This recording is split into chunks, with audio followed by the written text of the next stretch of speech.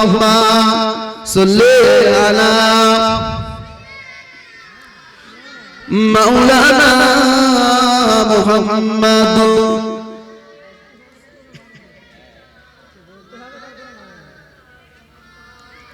কলিমা জিকির লা ইলাহা ইল্লাল্লাহ লা ইলাহা ইল্লাল্লাহ পড়ো পড়ো পড়ো মহব্বতের সাথে এই আসিয়া কালে এই প্রেমের খেলা এই ফিরাউন তাই তার দিক জ্বালা এই আসমান থেকে এই বলেন আল্লাহ খুলে দাও রব্বিস্তের তালা লা ইলাহা মাশাআল্লাহ সুন্দর হচ্ছে জোর জোর জোর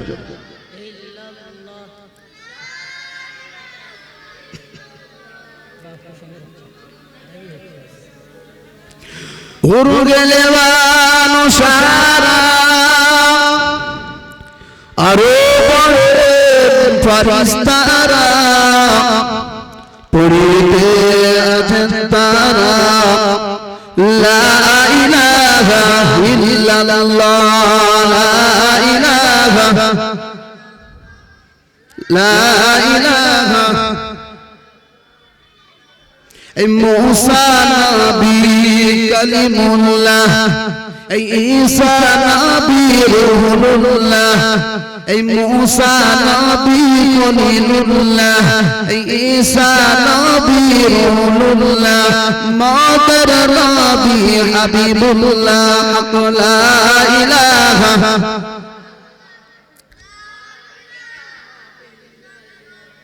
লা ইলাহা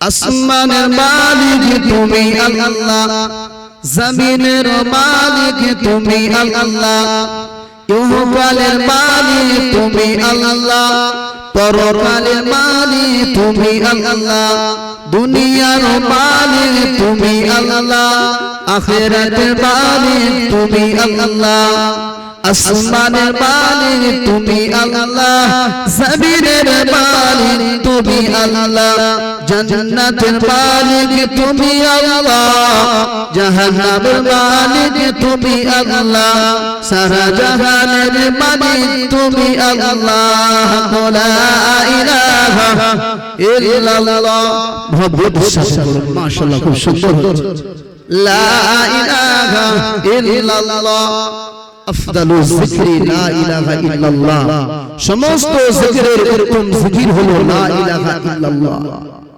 এই জিকির করবে আমার আল্লাহ রাজি হয়ে যাবে আমার আল্লাহ খুশি হয়ে যাবে আপনি যখন জিকির করবে যত আল্লাহ পাকের আল্লাহর ওলি হয়ে গিয়েছে আল্লাহ পাকের মাহবুব বান্দা হয়ে গিয়েছে তারা জিকির করে নফল ইবাদত করে আল্লাহ পাকের ওলি হয়ে গিয়েছে ভাইরা আজকে আমরা মানুষ 5 ওয়াক্ত নামাজ পড়ি এই 5 ওয়াক্ত নামাজটা কিন্তু সবার সকলের জন্য কিন্তু নফল ইবাদত কজন করে ভাই আবার আল্লাহ পাক রব্বুল আলামিন তিনি জানিয়ে দিয়েছেন এ আমার বান্দা বান্দিরা তোমরা শুনে রেখে দাও জেনে রেখে দাও আমি আল্লাহ পাক রব্বুল আলামিন আমি তোমাদের দুনিয়াতে পাঠিয়েছি ওমা খালাকুল জিন্না ওয়াল ইনসা ইল্লা লিয়াবুদুন পৃথিবীর জমিনেতে জিন জাতি আর ইনসান জাতিকে আল্লাহ পাঠিয়েছে করার জন্য খেলা করার জন্য জুয়া খেলা করার জন্য মদ খাওয়ার জন্য চুরি করার জন্য জেনা করার জন্য ব্যভিচার করার জন্য মানুষের আল ঠেলার জন্য মানুষের মনে দুঃখ দেওয়ার জন্য মানুষের মনে কষ্ট দেওয়ার জন্য পরের মন আত্মসাৎ করার জন্য মানুষকে ঠকানো মানুষকে বোকা বানানো মানুষের ঘর বাড়ি লুট করা এর জন্য আল্লাহ পাঠিয়েছে না আল্লাহ পাঠিয়েছে তার ইবাদত করার জন্য তার আরাধনা করার জন্য তার উপাসনা করার জন্য বলুন সুবহানাল্লাহ ভাইরা বাবাজিরা আল্লাহ পাক রব্বুল আলামিন তিনি খলিফা সৃষ্টি করবে আদম আলাইহিস সালাতু ওয়াস সালামকে তিনি বানাবেন।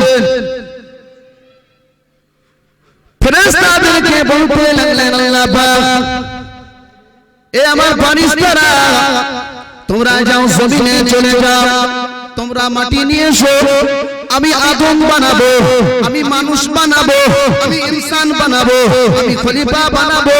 এ আমার ফেরেশতারা, এ আমার মালায়েকারা, যাও যাও চলে যাও, তোমরা জমিনে গিয়ে মাটি নিয়ে এসো।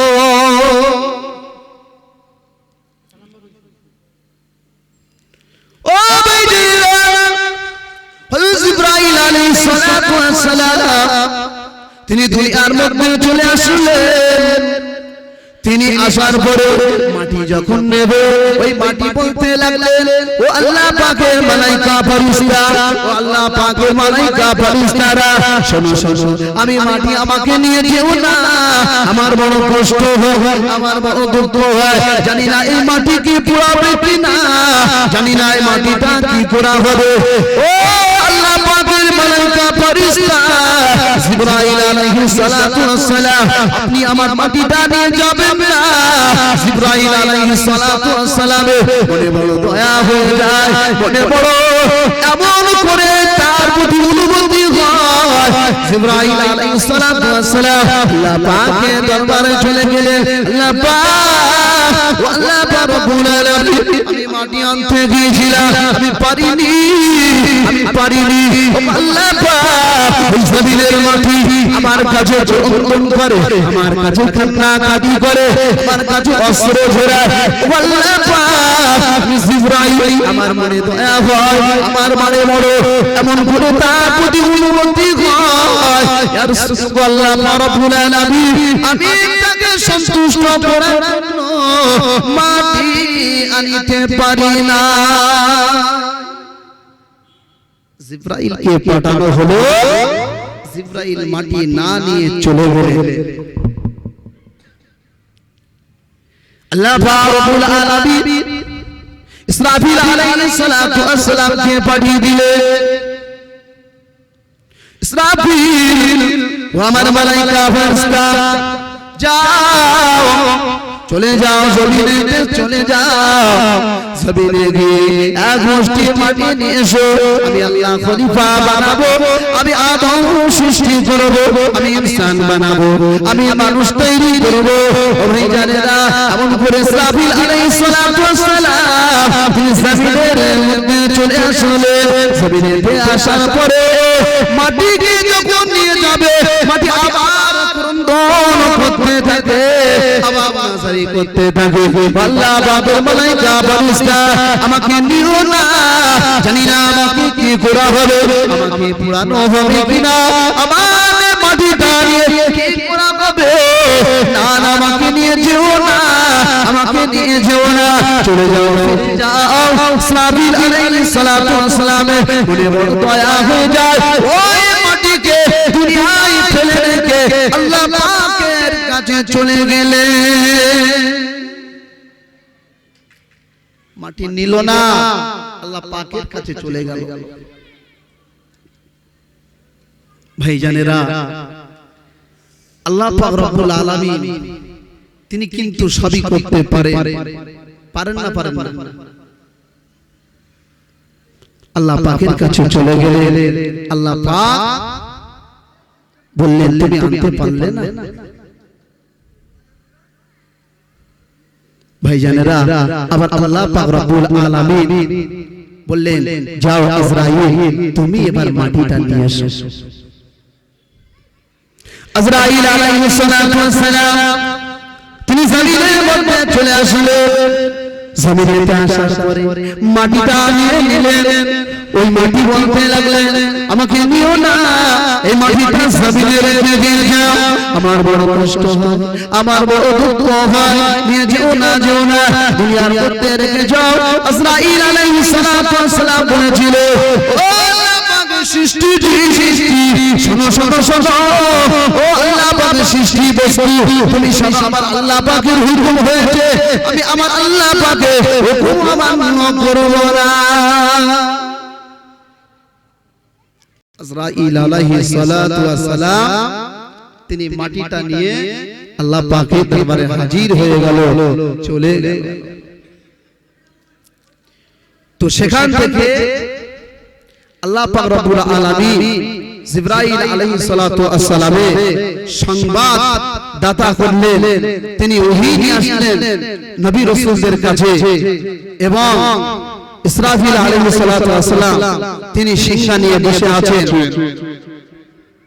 তিনি আল্লাহ পাক রব্বুল আলামিন যখন কুন ফায়াকুন বলবেন, তিনি সিংহা ফুঁক দেবে, দুনিয়াটা ফানা ফানা হয়ে যাবে, এই দুনিয়াটা ধ্বংস হয়ে যাবে।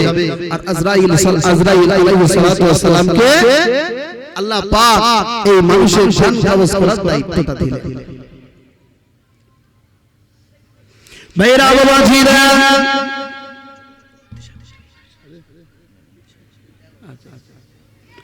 তো ভাইরা বাবাজিরা, আল্লাহ পাক রব্বুল আলামিন তিনি এমন করে আদম আলাইহিস সালাতু ওয়াস সালামকে তৈরি করার হুকুম দিলেন, তৈরি করা হলো।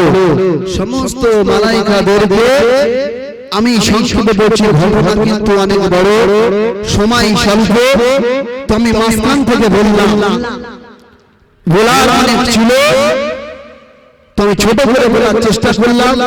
ছোট্ট করে বিষয়টা আপনাদের সামনে উপস্থাপন করলাম, পেশ করলাম।